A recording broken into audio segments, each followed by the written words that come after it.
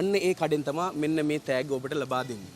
thank you receipt එකට සිංහලෙන් කියන නම. දැන් මම අතන නංගිගෙන් ඇහුවා බිල් එකට මොනවද කියන්නේ කියලා. එතකොට අයපත බිල් එකට. එතකොට රිසිට් එකට මොනවද කියන්නේ? කියන්නේ බිලනේ නෑනේ. බිල දෙන්නේ සාමාන්‍ය මෙහෙමයි. බිලක් දෙන්නේ අපි ඇවිල්ලා සාමාන්‍යයෙන් අපි ගත්තු බඩු ටික ලියලා ලයිස්තුවක් හැටියට ඒක හදලා බිලක් දෙනවා. එතකොට ඔයා ගෙව්වත් නැතත් බිලක් හම්බ වෙනවා.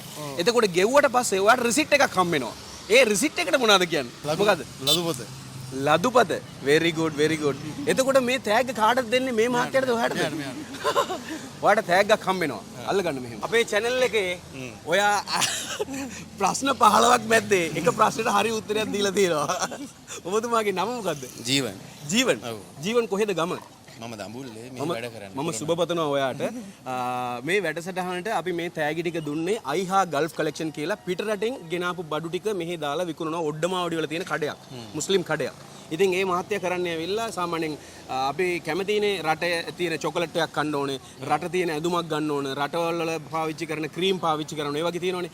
අන්න ඒ වගේ ආස කරන අයට ඇරලා තියෙන ෂොප් එකක් තමයි අයිහා ගල්ෆ් කලෙක්ෂන් කියලා කියන්නේ. අන්න ඒ කඩෙන් තමයි මෙන්න මේ තෑග්ග ඔබට ලබා දෙන්නේ. thank you හරිද? එතකොට මේ මගේ වැඩසටහන ගැන ඔබට මොනවද කියන්න තියෙන්නේ? ඇත්තටම හොඳ වැඩසටහනක්. ගොඩක් අපි ඇත්තටම භාවිතා වෙන්නේ නැහැනේ සිංහල වචන ගොඩක්. ඉතින් ඉංග්‍රීසියෙන් භාවිතා වෙන්නේ එදිනදා සිංහල වගේ තමයි.